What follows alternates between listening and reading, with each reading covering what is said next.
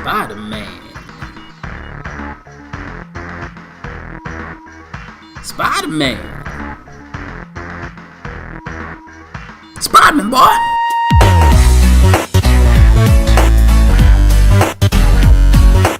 Spider-Man is back on the map, and I figured, why not reflect on some of the Spidey greats that brought us up to this point, starting with Spider-Man 1 for the PS1. This campy bundle of joy was released on August 30th of the year 2000, and the game was so well received they ended up creating ports of it for consoles like the N64 and the PC. Graphics changed, but the game stays the same. It starts out with a science expo hosted by Dr. Audio Octavius, better known as Doc Ock. Genius. Yeah. After he's done pointing out whatever the heck that is, Spider-Man drops in, cripples the guard, steals that thing, and destroys Eddie's camera. Of course, it's not the real Spider-Man, but Brock doesn't seem to comprehend that, so he loses his ever-loving mind. Fast forward a few seconds, and you learn that Octavius has covered the city in fog, for reasons we don't know yet, but it's certainly not because of the PlayStation's strict limitations. You serious? Right at the beginning, we get a heartwarming narration from Stan Lee. Welcome, true believers and newcomers alike. And we get to see our first glimpse at Black Cat. Oh, my mistake. I meant we get to see her cousin, the blue feline. I don't know why, but every character that's supposed to be in black is depicted in blue. She's blue, Venom's blue, Punisher's blue, and we know Punisher don't do blue. Earlier in the levels, you have to stop a bank heist by sneaking around, flicking switches to open doors to new areas, and saving the hostages. If you crawl on the ceiling, you can bypass the entire level without feeling any of the suspense. But if you alert a guard, they will threaten to take out one of the hostages. And these guys loose are full shining sprites. Spider-Man, you have to save me! Spidey, please. I didn't clear my browsing history. So right before you end the level, there is this one part where you simply flick a switch to open a door, and this guy automatically brings it to DEFCON 5. Check it out. They're messing with us. Start the timer on the bomb and take out all the hostages. Well, if I would have known you would act like that, I would have just went to Subway. What kind of reaction is that? I mean, seriously, dude. What if it was just some guy offering some lunch? Hey guys, some of the boys and I found some pizza. I mean, it's thin crust, but... Why? Now this is where the game tries to ramp up the intensity. You get a phone call from Mr. J! And it turns out that he's in trouble for getting this guy stuck in a scorpion suit. Now this level is just a big old race against time. And if you really want to feel the sense of urgency, play it on the harder difficulties, or otherwise it just turns into a giant question of why you ain't there yet. But once you reach them, get ready for some intense Spidey action!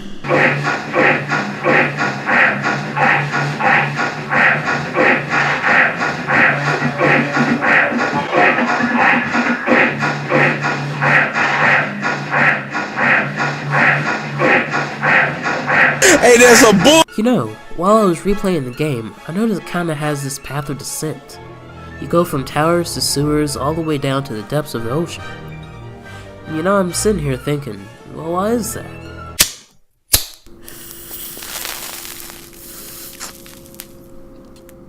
Yeah, I think I got it.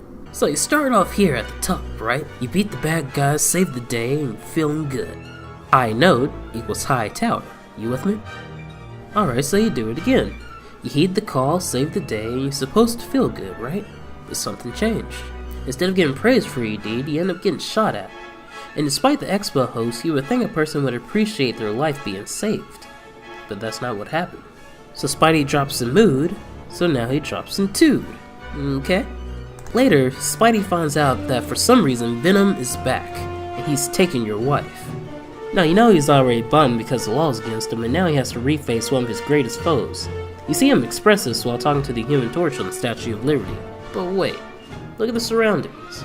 The statue is in the midst of the city. We know the actual location is on the Liberty Island in New York Harbor, so why would they do this? Well, if we recap on the plot, we'll understand that Peter has nothing to do with what's going on. He's just in the midst of it. Midst of the plot, midst of the city. After messing with Venom for a while, you'll find yourself down here, tired and defeated. At this point, there's no doubt that he's feeling like shit, hence the sewers. But it's not all gloom and doom. Eventually you find and save Mary Jane, and it makes Spidey feel pretty dang good. liberation, elevation, moving on. They end up going to the Daily Bugle to dig some dirt on someone, but Venom realizes he's left the stove on and so he checks out, leaving you with these things. And any true Spidey fan would know that finding out there's a plethora of these creatures would be complete Spidey hell. And what do you know? You find out that Mysterio was the imposter and you give him a nice fresh punch to the dome. And by the way, from my understanding, he's just a regular dude, right? So like, is he in there? What's going on in there? So here we are, flooded with unanswered questions, plunging to the depths of our soul. Swimming through the confinements. Look, he's underwater, alright? Doc Ock fails and Spider-Man wins. Fight! But here's the thing. Even after being framed, betrayed, hunted even, all of which is the after effects of this man, he still saves Octavia's life. And correct me if I'm wrong, but that has to be the purest definition of a hero. And so here's my theory. What if this game is a brilliant allegory of Parker's internal struggles of being a luminary of what's righteous and just?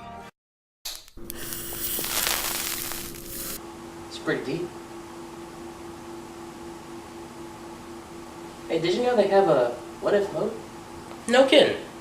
Okay, so GBH SRSPM and enter.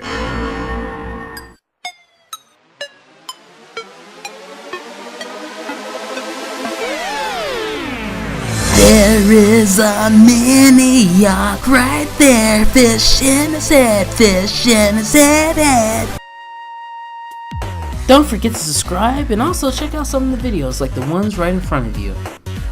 And I'm really stumped about the Mysterio thing, because like, if it is a robot, then why would they put the robot in jail instead of the actual human? Leave your thoughts in the comment section below, and I'll see you on the next. Toodles!